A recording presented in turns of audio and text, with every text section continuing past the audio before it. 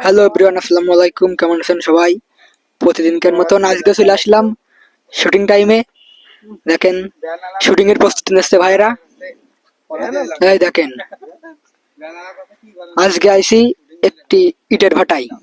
Shooting এর সময় ভাই দেখুন, অনেক সুন্দর একটি ভিউ, খুব সুন্দর একটা জায়গা ভাই। এই যেখানে সবাই আছে, শুটিং এর প্রস্তুতি নিচ্ছে। সবাই শুটিং এর প্রস্তুতি নিচ্ছে।